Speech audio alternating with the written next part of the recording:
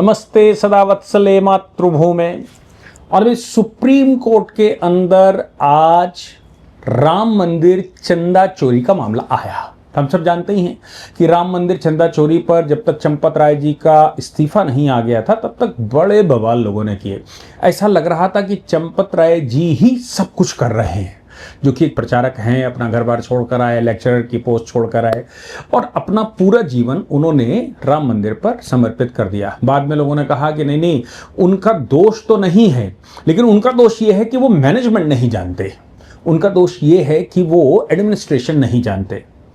अब सबकी राह, जब उनके हटने के बाद सबकी राह आसान हो गई, सबका खेल खुल गया, सबका खेल रास्ता साफ हो गया। एडमिनिस्ट्रेटिव मशीनरी बैठेगी, चार आईएएस उसमें थे, आईपीएस उसमें थे, और जितने भी बाकी सदस्य थे चंपत राय जी को छोड़कर एक और सदस्य बाकी कोई एक्टिव नहीं था। और एक बात तो तय है, ये बात तो दिमाग में रखनी चाहिए कि जो काम करेगा उसके ऊपर आरोप लगेंगे, जो काम करेगा उसका ही ठीकरा होगा। बाकी गोविंद देव गिरी जी ने कह दिया कि नहीं साहब, हम तो आते ही नहीं थे कभी, जिनका कोषाध्यक्ष का काम था।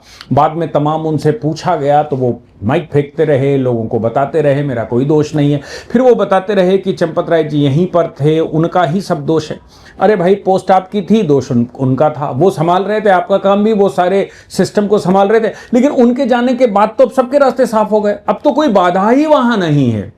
अब बाधा नहीं है तो लोग प्रयास ये कर रहे हैं कि किसी तरह से उस मामले में वो घुस जाए। मैं शुरू से डे वन से कह रहा था, ये जो एडमिनिस्ट्रेटिव सर्विस वाले लोग हैं ना हमारे यहाँ, ये सभी मंदिरों पर कब्जा करे बैठे देश भर के। ये हकीकत में सरकारें कम और ईओ या सीईओ वहां पर सरकारी बैठे हुए हैं। ट्रस्ट को भंग कर दिया गया है, सीईओ को बिठा दिया गया है, या फिर ईओ की जगह कहीं सीईओ बिठा दिया गया है। सुप्रीम कोर्ट बार बार कह रहा है प्रबंधन मंदिर के हाथ में होना चाहिए, सुप्रीम कोर्ट बार बार कह रहा है ट्रस्ट को नहीं हटा सकते। मद्रास हाईकोर्ट, जहां सबसे बड़ी समस्या चल रही है, मद्रास हाईकोर्ट लगातार कह रहा है कि ट्रस्ट आपको दोबारा बनानी पड़ेगी, सरकार परमानेंट कब्जा नहीं कर सकती। सरकार मंदिर पर चढ़ावे को लेकर केवल ये देख सकती कोई भ्रष्टाचार तो नहीं कर रहा है, इसके अलावा सरकार उसका मैनेजमेंट नहीं कर सकती, सरकार उससे पैसा नहीं निकाल सकती। अब ये कहा गया कि जो नॉन सेकुलर काम, जो सेकुलर काम है वो सरकार कर सकती है। सुप्रीम कोर्ट की एक बड़ी बेंच के सामने इस समय ये भी है कि इसकी सेकुलर काम क्या, सेकुलर मतलब क्या, मंदिर के अंदर जो चढ़ावा चढ़ता है, मंदिर के अंदर जो दान आता है, वो दान सेकुलर है क्या? सेकुलर मतलब पैसा तो सेकुलर है, वो हिंदू मुस्लिम सभी चलाते हैं, तो क्या वो इतना सेकुलर है कि मंदिर में चढ़ाने के बाद भी वो सेकुलर बना रहेगा? अब कहा तो यही गया कि सेकुलर कामों में सरकार घुस सकती, बाकी मंदिर के अर्चक की जो भूमिका है, जो रोल है, उसमें नहीं घुस सकती, लेकिन बाकियों में घुस सकती है। इस तरह की बातें लगातार कही जाती रहीं और अभी भी हम मंदिरों को मुक्त नहीं करवा पाए। सुप्रीम कोर्ट में बड़ी बेंच के सामने इस समय मामला फंसा हुआ है कि बड़ी बेंच उसको तय करेगी। इधर तब तक देश में सबसे ज्यादा चढ़ावा अगर किसी में आने लगा तो वो राम मंदिर था। राम मंदिर उत्तर प्रदेश में था। राम मंदिर बनते समय योगी आदित्यनाथ जी की सरकार थी और केंद्र में भारतीय जनता पार्टी की सरकार थी। सुप्रीम कोर्ट पहले से मंदिरों को सरकारों से मुक्त करने के लिए आगे काम कर रहा था। इधर राम मंदिर के मामले में सुप्रीम कोर्ट ने ही आदेश दिया था। सुप्रीम कोर्ट ने चूंकि आदेश दिया था तो ट्रस्ट भी सुप्रीम कोर्ट के निर्देश पर ही बनी थी, केंद्र सरकार ने ट्रस्ट बनाई थी। उस ट्रस्ट को कैसे भंग किया जाए? हालांकि उस ट्रस्ट में एक सज्जन पुराने घाघ आईएएस है, मतलब जिनके नाम बहुत सारे तमके हैं, अगर उनके खिलाफ सही से जांच हो तो शायद उनकी ये जो महानता है वो धुलकर साफ हो जाएगी। वो निर्माण कमेटी के अध्यक्ष हो गए, निर्माण कमेटी के में ही दूसरे आईएएस भी डाल दिए गए और फिर निर्माण कमेटी के अध्यक्ष को इसमें भी ट्रस्ट में डाल दिया गया। इतने भरोसेमंद हो गए जिन्होंने गोलियां चलवाई थी अयोध्या में। अब सवाल ये पैदा हो रहा है कि वो चाहते हैं सभी विरोधी कि मंदिर जो है वो चंपत राय जी जैसे लोगों के अधीनता से मुक्त हो, और वो या तो सरकारी, इधर से सरकारी सिस्टम लगा है कि वो सरकारी महकमे में आ जाए और सरकार किसी तरह से इतना इसमें अव्यवस्थाएं देख ली जाएं या दिखा दी जाएं सरकारों को कि सरकार ये निर्णय लेने के लिए मजबूर हो जाए, या फिर सरकार दो कदम आगे चलने के लिए मजबूर हो जाए और सरकार ये कहे कि हटाओ, इस पर भी सीईओ बिठा देते हैं। अब सीईओ अगर बैठ जाएगा तो शासन उनका, प्रशासन उनका, कर्मचारी उनके, अपॉइंटमेंट उनके और हिसाब किताब उनका। और चोर ही जब चाबी मिल जाए चोर के हाथ में तो कितना आनंद आ जाएगा। मतलब जो देश में सबसे ज्यादा भ्रष्टाचार करने वाले लोग हैं उनके हाथ में मंदिर की चाबी, जैसे दक्षिण भारत के सभी मंदिरों की चाबी मिल गई, वैसे ही इधर भी चाहते हैं कि चाबी किसी तरह से मिल जाए। राज्य सरकार ने एक एसआईटी बनाई, एसआईटी में फॉरेंसिक को बिठाया, एसआईटी में आईपीएस को बिठाया, एसआईटी में अनुभवी लोगों को डाला और कहा भाई आप इन्वेस्टिगेशन करिए। एसआईटी ने अपनी रिपोर्टें लगाई, रिपोर्टों के आधार पर कर्मचारियों की गिरफ्तारियां हुई। एसआईटी काम कर रही है अपना, उसको टाइम लगेगा, लेकिन उस एसआईटी से लोग संतुष्ट नहीं थे। अब आप देखिए कांग्रेस तो लगातार ये मुद्दा ही बनाने की कोशिश कर रही है, चोर तो चोर होता है भाई, चोर का कोई धर्म ईमान नहीं होता, ऐसा भी लोग कहते हैं। हालांकि लोग कहते ये भी हैं आतंकी आतंकी होता है, आतंकी का कोई धर्म ईमान नहीं होता, फिर भी एक पार्टिकुलर धर्म के लोग ही, संप्रदाय के लोग ही आतंकवाद फैलाते हैं, वही बम फोड़ते हैं, वही अल-फलाह यूनिवर्सिटी बनाते हैं, वही कहीं ना कहीं कुछ ना कुछ दारुल इस्लाम बनाने की कोशिश करते हैं। इधर चोर तो चोर होता है ये स्वीकार करने को तैयार नहीं। चोर को चोर, उधर तो धर्म नहीं होता आतंक का, हालांकि आतंकी सब उसी धर्म के होते हैं, लेकिन इधर चोर तो चोर नहीं होता, चोर से चोरी करवाई जाती है और जो मंदिर को प्रशासन देखने वाले वो ही हैं, उनका ही नाम लगाया जाता है। यहां पर चोर का कोई संप्रदाय नहीं होता, चोर की कोई पार्टी नहीं होती, चोर का कोई मंदिर नहीं होता, चोर तो चोर होता, यह फॉर्मूला सटीक उनके लिए नहीं बैठता। धर्म नहीं होता आतंकी का, यह सटीक बैठता है। चोर का कोई धर्म ईमान नहीं होता, यह सटीक नहीं बैठता। सुप्रीम कोर्ट चले आए तमाम आरजेडी वाले और ये वो, सुप्रीम कोर्ट में तमाम लोगों ने इंटरवीन भी किया। सुप्रीम कोर्ट से उन्होंने कहा साहब सीबीआई की इन्वेस्टिगेशन होनी चाहिए। एक तरफ तो सीबीआई पर भरोसा नहीं है, कोई तोता कहता है, कोई मैना कहता है और कहता है कि एजेंसियों का इस्तेमाल कर रहे हैं, और दूसरी तरफ सीबीआई इन्वेस्टिगेशन होनी चाहिए। ये जो सीबीआई इन्वेस्टिगेशन होनी चाहिए इसका क्या मतलब है? एसआईटी अगर कर रही है इन्वेस्टिगेशन, योगी जी ने बिठाई है, तो एसआईटी की रिपोर्ट आप देखिए ना, एसआईटी काम कर रही है, उसके बाद कुछ करिए, उसको चैलेंज करिए जब वो रिपोर्ट आ जाए।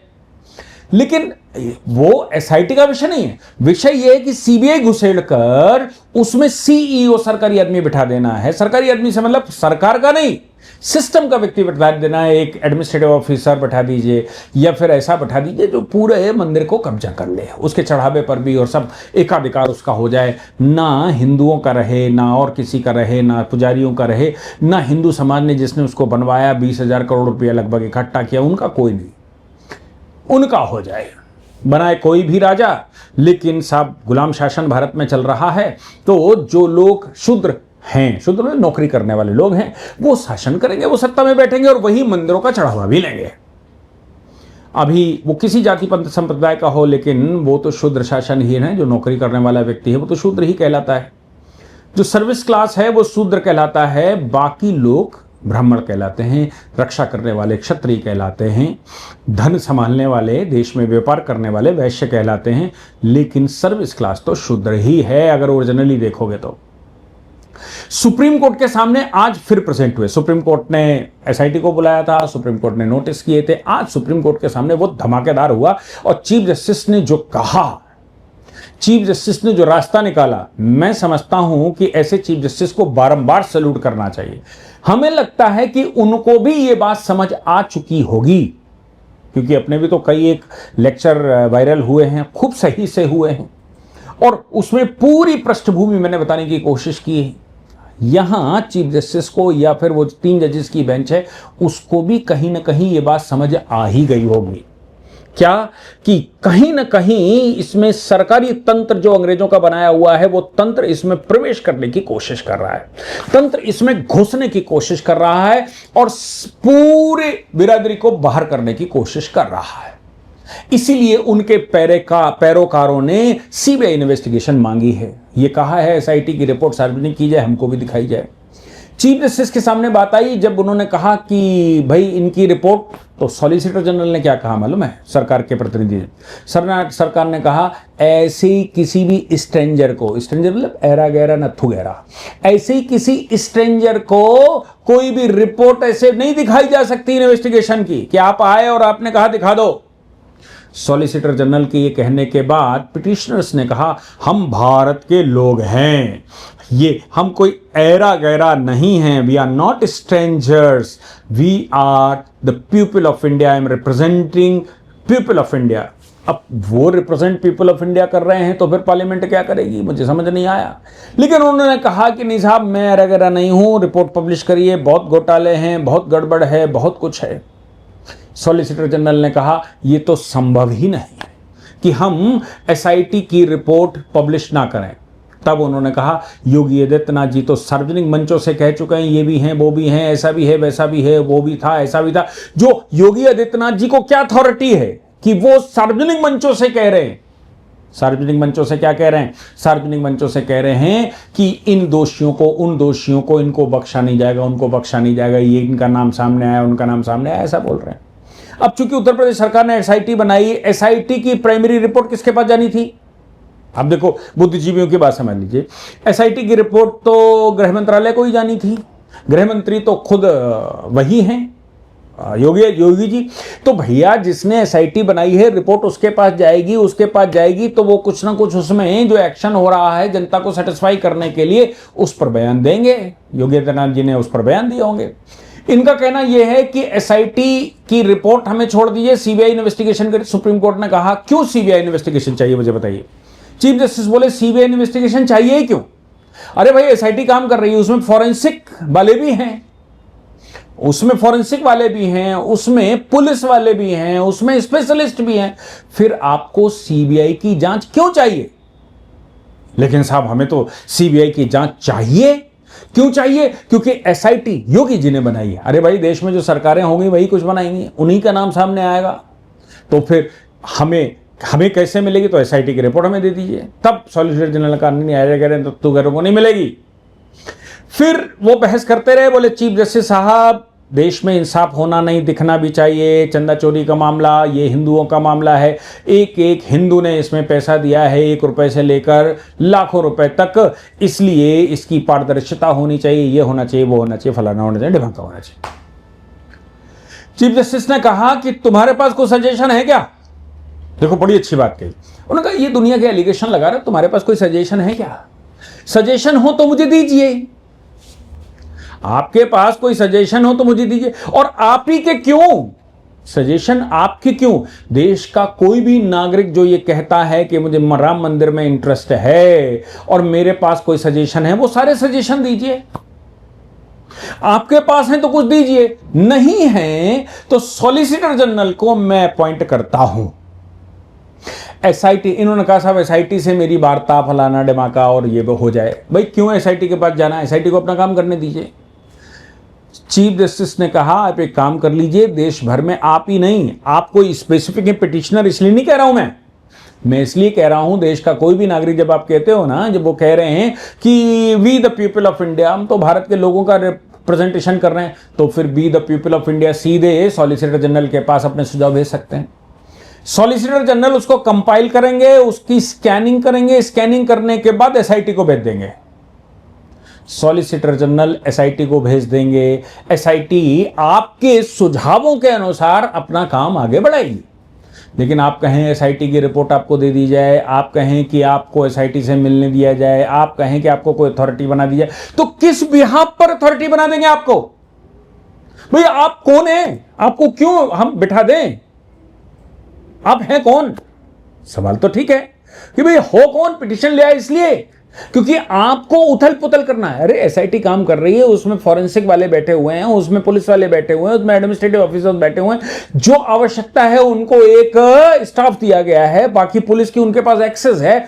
आप क्या, उनकी रिपोर्ट कुछ गलत लगे, खराब लगे, कुछ उसमें गड़बड़ लगे तो आप कहिए ना। लेकिन चूंकि वो आप पिटिशनर हैं, आप आरजेडी हैं, आपको सीबीआई को भेजना है, आपको एडमिनिस्ट्रेटिव ऑफिसर्स को भेजना है, कुछ से मिली भगत हो गई होगी, इसलिए एसआईटी नहीं साहब हमें। सुप्रीम कोर्ट ने कहा, अगर आगे भी डायरेक्शन देने की जरूरत पड़ी तो हम निश्चित तौर से देंगे। सुप्रीम कोर्ट के चीफ जस्टिस ने कहा, अगर हमें कुछ गड़बड़ लगी तो हम निश्चित तौर से सही करेंगे, लेकिन आपको कोई अवसर नहीं देंगे, आपके पास अगर कुछ है तो हमारी अदालत में दे दीजिए, हमें सुझाव दे दीजिए, हम एसआईटी को दे देंगे। और बाकी मेरी एब्सेंट में आप जाइए तो सॉलिसिटर जनरल को दे दीजिए, सॉलिसिटर जनरल आगे बढ़ा देंगे, एसआईटी को बता देंगे, एसआईटी उस हिसाब से काम करने लगेगी। एसआईटी कॉम्पिटेंट है, उसकी इनकॉम्पिटेंसी कहीं नहीं, एसआईटी ने अभी तक कुछ गड़बड़ नहीं किया। एसआईटी की रिपोर्ट आपको क्यों दे दी जाए जब तक उसने पूरी फाइनल रिपोर्ट नहीं बनाई। और फिर उन्होंने कहा एसआईटी की जो रिपोर्टें हैं भी वो बंद इनवलप में हमारे पास हैं, वो बंद इनवलप में हमारे पास हैं, आपको नहीं दे सकते। वो कह रहे साहब एसआईटी ने जो कुछ भी रिपोर्ट आपको लगाई, क्योंकि स्टेटस रिपोर्ट मांगी थी सुप्रीम कोर्ट ने, तो एसआईटी ने स्टेटस रिपोर्ट पीछे लगा दी थी।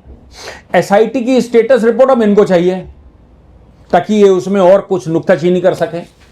तो सुप्रीम कोर्ट ने कहा कि एसआईटी की जो रिपोर्ट है वो बंद लिफाफे में है, एसआईटी को पूरा काम कर लेने दीजिए। आपके सुझाव उनको देना है तो सॉलिसिटर जनरल को दीजिए, उनको मत दीजिए। सॉलिसिटर जनरल आपके सुझाव अगर अच्छे लगेंगे, काम करने लायक हैं, तो वो उनको फॉरवर्ड कर देंगे, आप हमें बताइए, हम कर देंगे। आपके पास कोई सुझाव भविष्य में रहता है तो अदालत में जमा कर दीजिए, आपके पास कुछ रहता है तो सॉलिसिटर जनरल के पास जमा कर दीजिए, आपके पास और कोई सुझाव हो तो उस पर रिपोर्ट बना लीजिए, लेकिन एसआईटी को अपना काम कर लेने दीजिए। उसके काम में इंटरवीन करने की हम आपको अनुमति नहीं दे सकते।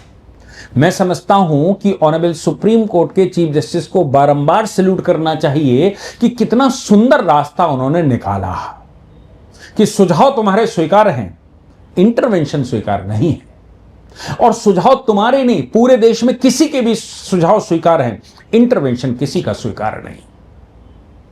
लेकिन हम छोड़ेंगे नहीं, सब ठीक करके रहेंगे। राम मंदिर में कुछ गड़बड़ नहीं होना चाहिए, ऐसा चीफ जस्टिस ने इशारा किया। खूब भड़काया, धमकाया, ठीक से बोले और बोले कि नहीं हम कुछ गलत नहीं होने देंगे, चिंता मत करो। अब आपको चीफ जस्टिस के पर भरोसा ना हो, आपको एसआईटी पर भरोसा ना हो, आपको सरकार पर भरोसा ना हो, आपको किसी पर भरोसा ना हो, तो फिर आपका कोई इलाज किसी के पास नहीं है। राम मंदिर के मामले में आपके पास भी कुछ सुझाव होते हैं तो चीफ जस्टिस को लिख दीजिए, सॉलिसिटर जनरल को भेज दीजिए, सुप्रीम कोर्ट की अपनी वेबसाइट, अपना वो रहता है वेबसाइट पर उनका लिंक मेल रहती है, उस पर डाल दीजिए, वो सब कंपाइल होकर एसआईटी के पास पहुंचेंगे। लेकिन इनका कहना था कि वो हमें रिपोर्ट दे दीजिए तो फिर साहब उसके बाद हम सुझाव दें। आपके पास कोई सुझाव नहीं, आप ऑब्जेक्शन लगाने चले और बता रहे रिपोर्ट दीजिए तो हम सुझाव देंगे। अरे भाई उनकी रिपोर्ट आ जाने दीजिए, उनका काम कर लेने दीजिए, तब आप बात करिए। लेकिन नहीं, राजनीति करनी है ना कोर्ट के माध्यम से भी, तो ये सब कुछ करना स्वाभाविक था। आपको क्या लगता है, आपके पास कोई विषय है, आपके पास कुछ इसकी जानकारी है तो हमको भी बताइएगा। यहाँ कमेंट बॉक्स नीचे रहता है, उस पर कमेंट करके बताइएगा। आप सब्सक्राइब ना किए हो तो सब्सक्राइब कर लीजिएगा, लाइक ना करते हो तो लाइक भी कभी कभी कर लिया करो।